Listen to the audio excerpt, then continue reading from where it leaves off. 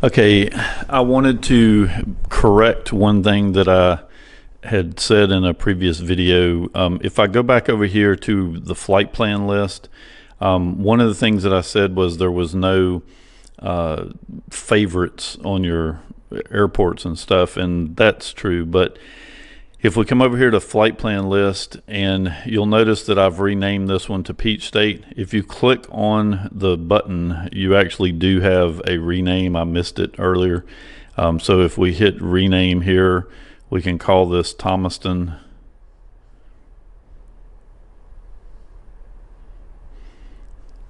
And so now we have the flight plans named for wherever they are going. Now, at this point, you lose sight of the fact that the Peach State actually is going from, if you look here, from 6-2 Golf Alpha to GA2.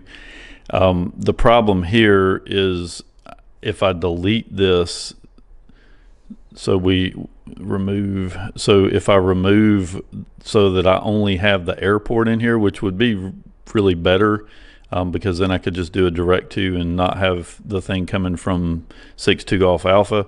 The problem is that I can't save it. So if I've done that. If I hit back, you'll notice the whole flight plan's gone.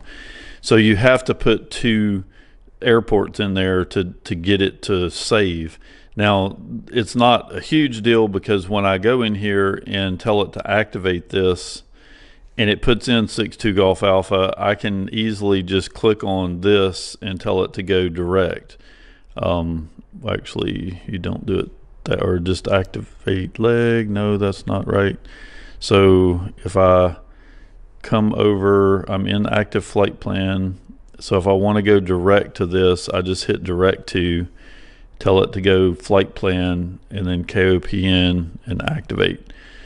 And that, and it's misleading because it leaves 6-2 Golf Alpha in here when you do that.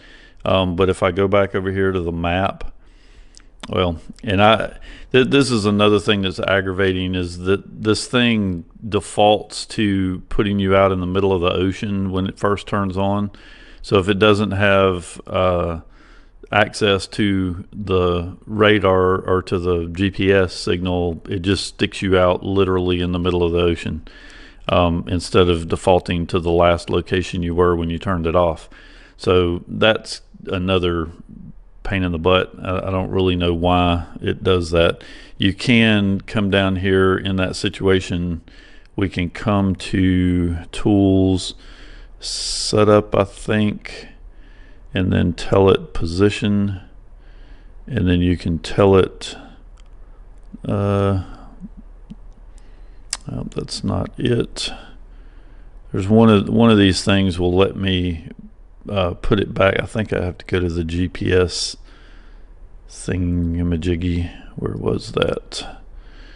Is that under, maybe go back, and here GPS, and then maybe menu, new location, and then I want to use identifier, and then we're just going to put in 6-2 Golf Alpha,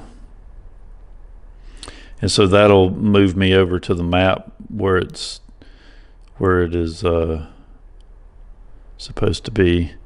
I don't know why zoom out is not working now. Let's go back over to, go back again, map.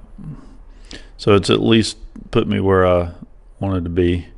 But you'll notice the direct to thing doesn't have a map here. So if I go in and say direct to, and we tell it to go to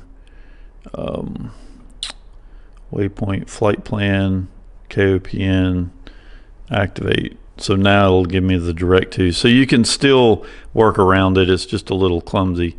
It'd be nice if they'd let you save just a single airport and not have to put in, they'd kind of give you another way to do a favorite, but at this point that's about all we got. So I just wanted to correct that. I'm still at this point planning on returning this because I don't see the point in spending that kind of money for something that literally the biggest part of the thing is its ability to let me type on a bigger keyboard, because it quite literally is the only advantage that I have here over the Garmin Pilot.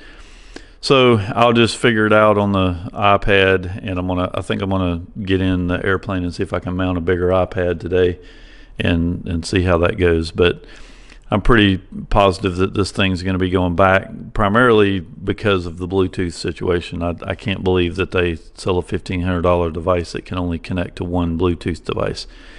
If it wasn't for that, I might be inclined to keep it, just because it doesn't work too bad other than that. But that's kind of a showstopper for me.